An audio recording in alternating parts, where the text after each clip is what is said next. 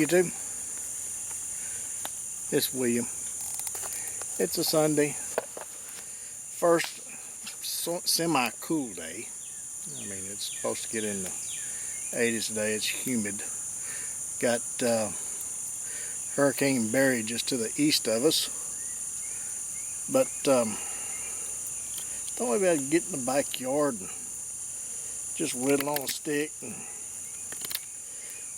build a little fire.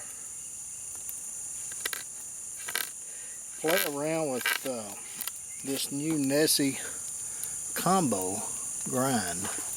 You can see it's a scandi here, and right here another grind starts, and it goes into a very thin tip. This is a new design that I'm looking at. I don't know. I've had similar grinds like this on other knives, but this is the first time I've had it on a knife this small. So anyway, just testing it out and see if it's actually worth pursuing. And I can tell you right now, I think it is. Dan's the one that called me up and he says, "Hey man, what if?" You know, and I had, like I said, I had it on similar knives before. And I said, "Yeah, what if?" So I made one for him and he's tested it out, and I made this one for me. And just kind of see where we're at on it. So I'm waiting.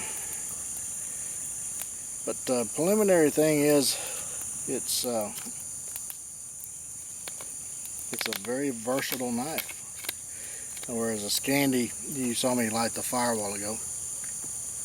A scandi is great for wedging properties, and you get strength in this portion here for doing light batoning and splitting apart kindling and things like that.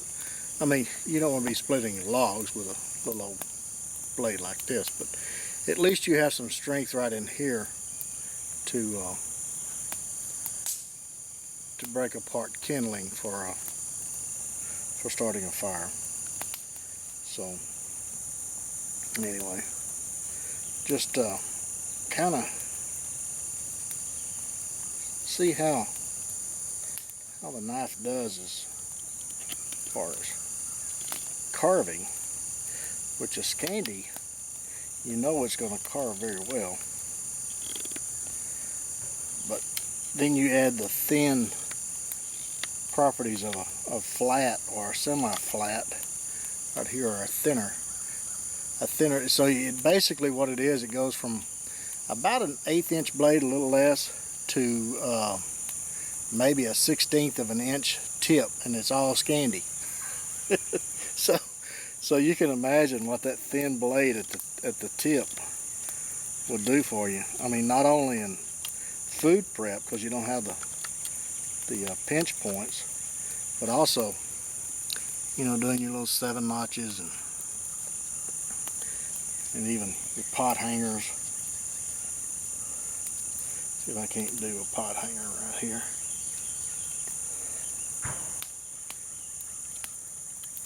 Oh, my fire is burning down. I may be cooking a steak in a little bit if it doesn't get too bad.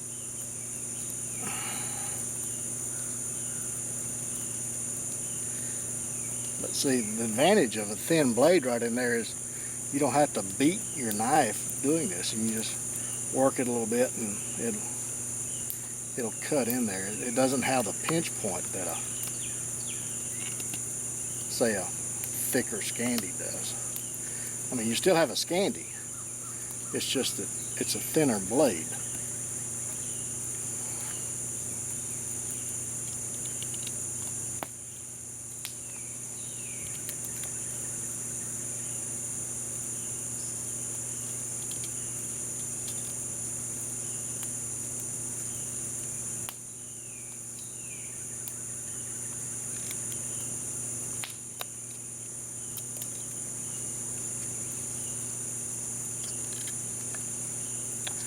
You can see that right there. You can kind of clean it up a little bit. you want an angle your blade and go up underneath it a little bit, you automatically kind of create that hook.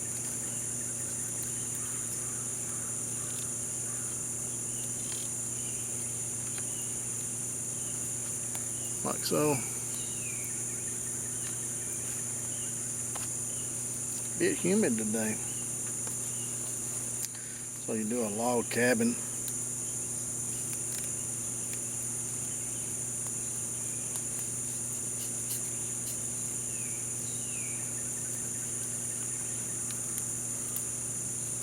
I like that little hump right there. Is a good place. Works great as a leverage.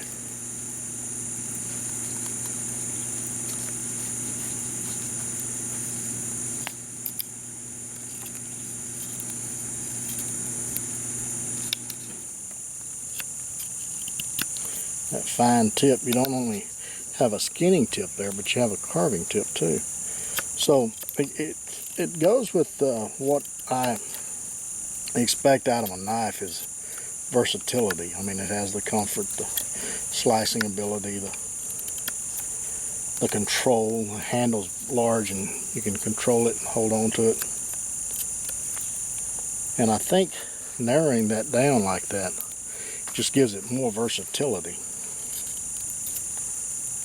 Because a full flat, I mean, full flat is great at slicing and things like that. It's just a little bit of a weak blade to be doing any batoning at all. I wouldn't recommend batoning a full flat knife of that thickness.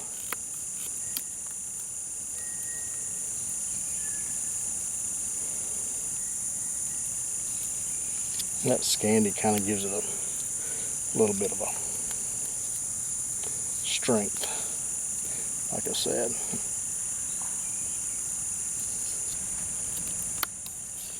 So you got that narrow tip to get in there and do those intricate carving stuff. So it's not only a good firecraft knife, but it's also a good whittler. Game prep.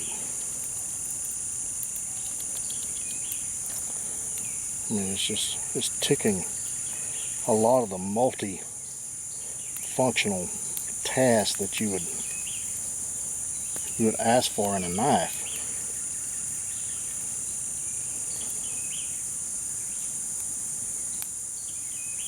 Because you know, there's a lot of knives that's good at single things, but I try to create knives that's good at multiple things.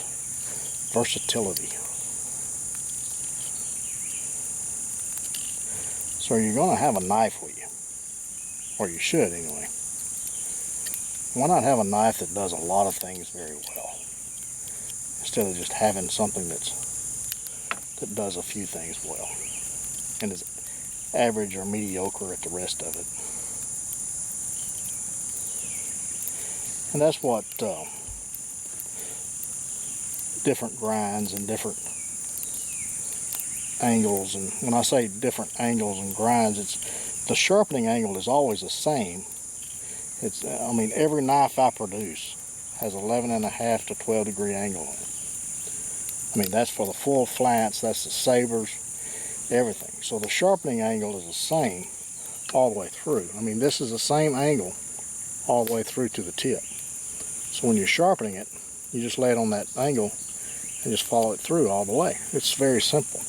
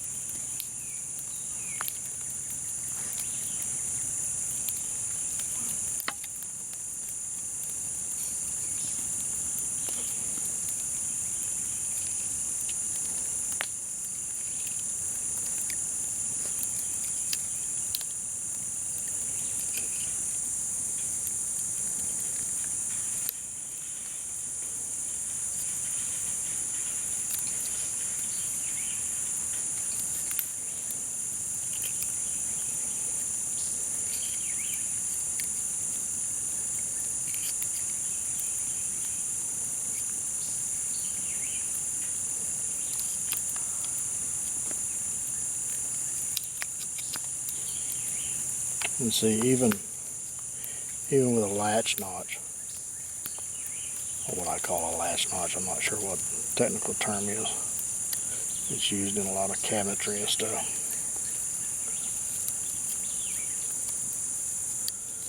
That tip is narrow enough and thin enough to get in there and do that. Now see, if that tip was a scandi all the way through, that thickness, it would have been difficult to get in there and do that.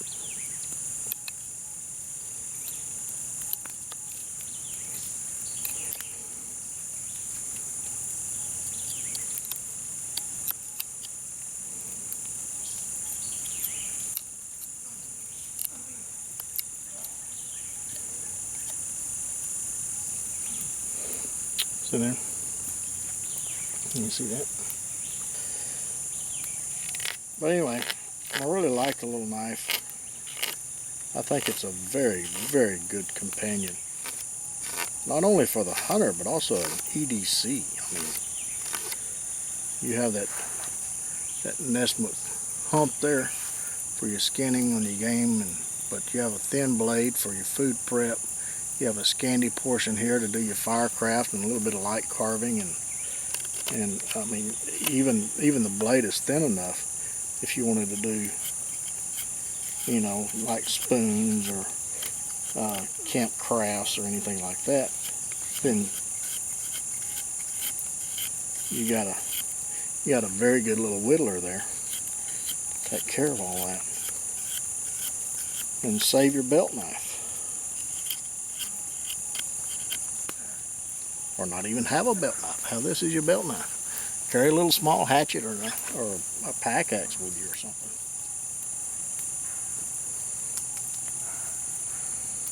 I mean, there's so many different options. This scandi just hogs off the wood.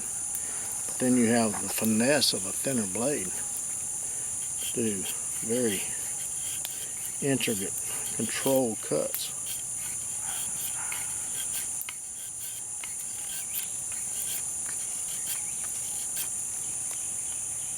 And a wide blade there, enough for your thumbs.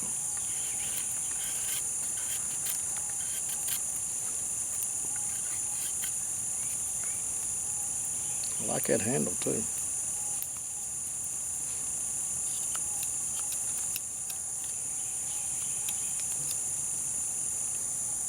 Well, anyway, I'm gonna sit here and whittle. I mean, I really like this little knife, I really do.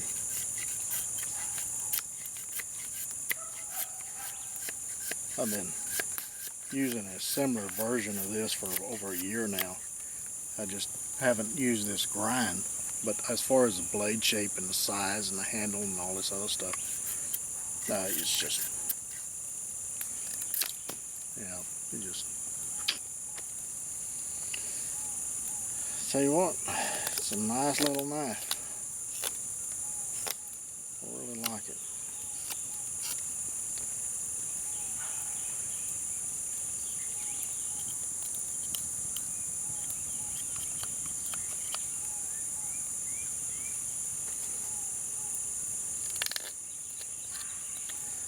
Alright, we're going to let the fire die down here and may put a steak on.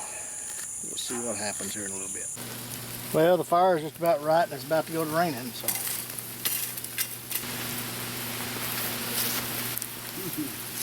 I think we like her yet. Best laid plans. Alright. We're going to put another log on the fire and put it out, shut it down for a little bit. Those were the steaks. And looking at the radar here, if I can get it to come up, yeah, it's just rain showers.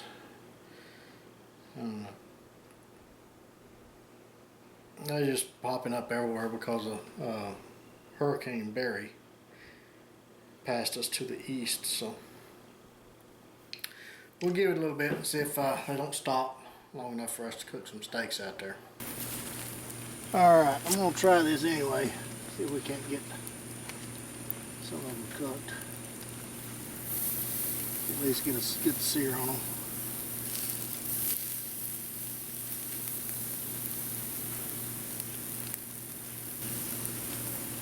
pretty much all this is olive oil and pepper and salt, a little bit of garlic powder. This little shower is, there's no gnats and bugs. You saw the gnats. I mean, they were everywhere.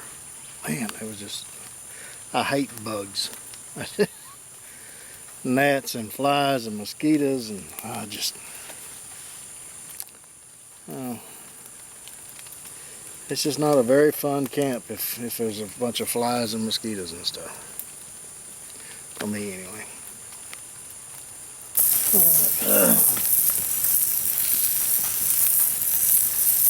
I think these right here are probably good enough for me. I'm the only one that's going to eat it anyway.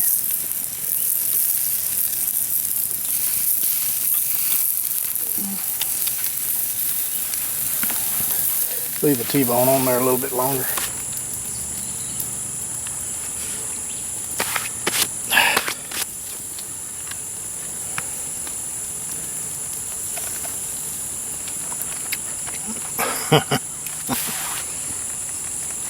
Oh man, that is so good. Wish I could have some of it.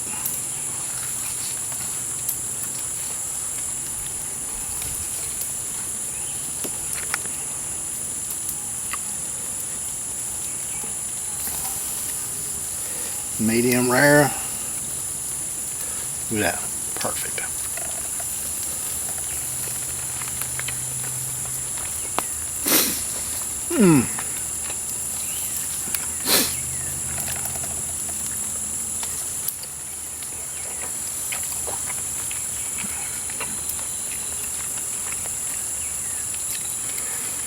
I'm enjoying my steak. Thank you guys for watching. Gonna sign off now. Had to pull out the old belt knife again, see how well it cooked the steak. It did good. Cut someone up very well too. But anyway, till next one, you guys get in the backyard, whittle on a stick. Be sure and cook a steak. And don't forget to take a child with you, get the opportunity. And don't forget those plenty of band-aids and lots of knives. Catch you guys in soon. Bye.